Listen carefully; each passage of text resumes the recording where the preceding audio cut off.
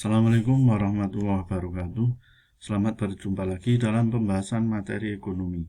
Kali ini kita akan membahas KD Lembaga Jasa Keuangan dalam Perekonomian Indonesia, yang pada pertemuan ini khusus membahas tentang OJK atau Otoritas Jasa Keuangan. OJK adalah lembaga yang independen yang mempunyai fungsi, tugas, dan wewenang pengaturan, pengawasan, pemeriksaan, dan penyidikan. OJK dibentuk berdasarkan Undang-Undang Nomor 21 Tahun 2011, berfungsi menyelenggarakan sistem pengaturan dan pengawasan dalam sektor jasa keuangan. Jadi fungsi OJK adalah menyelenggarakan sistem pengaturan dan pengawasan dalam sektor jasa keuangan. Jasa keuangan ini bisa kita kategorikan dua, baik bank maupun non-bank. Latar belakang berdirinya OJK. Yang pertama, OJK didirikan untuk menggantikan peran Badan Pengawas Pasar Modal dan Lembaga Keuangan, jadi disingkat BAPEPAM. Jadi dulu pasar modal itu diawasi oleh BAPEPAM, sekarang diganti yang mengawasi adalah OJK, ya. Yang mengatur dan mengawasi pasar modal maupun lembaga keuangan adalah OJK sekarang. Kalau dulu pasar modal diawasi oleh BAPEPAM ini, sekarang diambil perannya oleh OJK. Yang kedua, menggantikan peran BI dalam pengaturan dan pengawasan bank. Dulu setiap ada bank umum di Indonesia sebelum ada OJK itu diatur dan diawasi oleh Bank Indonesia. Namun sekarang ya, bank-bank yang ada di Indonesia itu diawasi oleh OJK, tidak lagi oleh Bank Indonesia. Sekarang Bank Indonesia lebih fokus ke moneter, ya. Yang ketiga, latar belakang berdirinya OJK adalah untuk melindungi konsumen industri jasa keuangan. Ini jangan sampai ada perusahaan keuangan bodong misalkan, atau investasi bodong. Nah, OJK harus mengawasi supaya apa? Supaya tidak merugikan konsumen atau untuk melindungi kepentingan konsumen. Tujuan OJK. Tujuan OJK ya, dibentuk dengan tujuan agar keseluruhan kegiatan di dalam sektor jasa keuangan, satu, terselenggara secara teratur, adil, transparan, dan akuntabel, ya, bisa dipertanggungjawabkan. Yang kedua, mampu mewujudkan sistem keuangan yang tumbuh secara berkelanjutan dan stabil. Yang ketiga, mampu melindungi kepentingan konsumen dan masyarakat. Nah, ini tujuan OJK, ada 3. Kemudian fungsi OJK.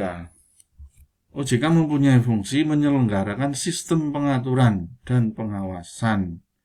Jadi kata kuncinya di sini OJK itu pengaturan dan pengawasan yang terintegrasi terhadap keseluruhan kegiatan di sektor jasa keuangan, baik jasa keuangan bank maupun non-bank. Kemudian tugas OJK. 1. Mengatur dan mengawasi kegiatan jasa keuangan di sektor perbankan serta non-perbankan. Yang kedua, mengatur dan mengawasi kegiatan jasa keuangan di sektor pasar modal, ya.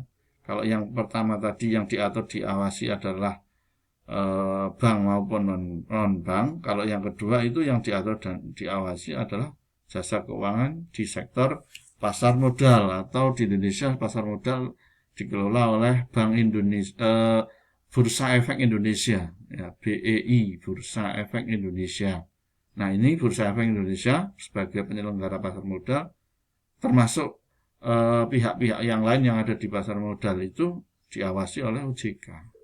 Ya, tidak lagi dulu diawasi oleh BAPEPAM, ya, Badan Pengawas Pasar Modal, sekarang sudah tidak ada, diganti dengan OJK. Yang ketiga, mengatur dan mengawasi kegiatan jasa keuangan di sektor asuransi, ya, asuransi berarti lembaga keuangan non bank, ya, kemudian dana pensiun, pengelola dana pensiun, misalkan ada pengelola dana pensiun milik negara itu ada PT Taspen Persero, ya. Kemudian lembaga pembiayaan. Lembaga pembiayaan itu biasanya perusahaannya belakangnya itu menggunakan istilah Finin. Nah, itu berarti lembaga pembiayaan. Dan lembaga jasa keuangan lainnya. Contoh lembaga jasa keuangan lainnya itu ada koperasi, pegadaian, dan sebagainya. Kemudian wewenang OJK. Yang pertama, wewenang OJK dalam pengaturan dan pengawasan sektor perbankan. Ya. 1.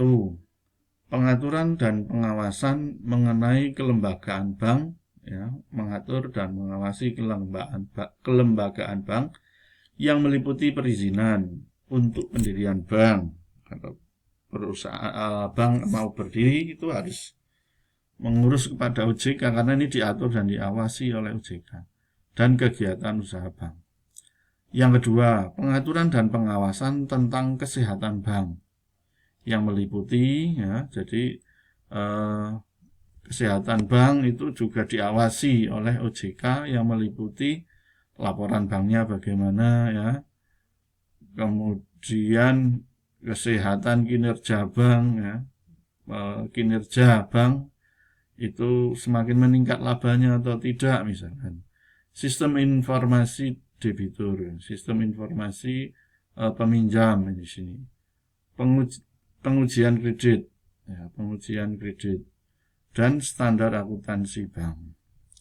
Yang ketiga, pengaturan dan pengawasan tentang aspek kehati-hatian bank yang meliputi manajemen risiko, tata kelola bank, pemeriksaan bank, dan prinsip mengenal nasabah dan anti pencucian uang. Ya, ini semua diawasi oleh OJK. Apa itu pencucian uang? Ya, pencucian uang itu ini sebuah pelanggaran, ya, karena orang misalkan memiliki uang hasil dari merampok, hasil dari narkoba, hasil dari korupsi, kemudian supaya tidak ketahuan maka disimpan di bank atau untuk hal-hal yang nampaknya baik misalkan, tapi sebenarnya itu berasal dari uang haram atau dari tindakan ilegal. Itu pencucian uang atau money laundering. Yang kedua, wewenang OJK berkaitan dengan tugas pengaturan bank dan non-bank. Nah, ini baik bank maupun non-bank. Pertama, menetapkan peraturan perundang-undangan di sektor jasa keuangan. Jadi menetapkan aturan perundang-undang di sektor jasa keuangan. Yang kedua, menetapkan peraturan OJK, membuat aturan-aturan OJK. Yang ketiga, wewenang yang ketiga, membuat dan menetapkan peraturan mengenai pengawasan di sektor jasa keuangan. Yang keempat, menetapkan peraturan tentang tata cara penetapan perintah tertulis terhadap lembaga jasa keuangan dan pihak tertentu. Yang kelima, menetapkan peraturan mengenai tata cara mengenai sanksi, tata cara pengenaan sanksi sesuai dengan peraturan perundang-undangan di sektor keuangan. Kemudian wewenang yang ketiga, ini angka 3 harusnya. Wewenang yang ketiga, wewenang OJK dalam pengawasan sektor bank dan non-bank. 1. Menetapkan kebijakan operasional pengawasan terhadap kegiatan layanan keuangan. Ya, kebijakan operasional, ya, teknisnya, pengawasannya bagaimana. Itu menjadi kewenangan OJK. Yang kedua, mengawasi implementasi tugas pengawasan yang dilaksanakan oleh kepala eksekutif. Ya. Bagaimana kepala eksekutif pelaksana, ya, manajer pelaksana melakukan pengawasan terhadap perusahaan sektor keuangan, jasa keuangannya bagaimana. Dan itu diawasi oleh OJK. Yang ketiga, melakukan pengawasan, pemeriksaan, penyidikan, dan perlindungan konsumen, dan tindakan lain terhadap lembaga keuangan, perlindungan, dan atau penunjang kegiatan. Yang keempat, meminta bantuan kepada lembaga keuangan atau pihak tertentu. Ya, OJK boleh berwenang minta bantuan kepada lembaga keuangan atau pihak tertentu. Yang kelima, melakukan penunjukan pengelola statuter. Nah, statuter itu apa? Statuter itu OJK berhak untuk mengajukan pelaksana baru, ya, pelaksana baru.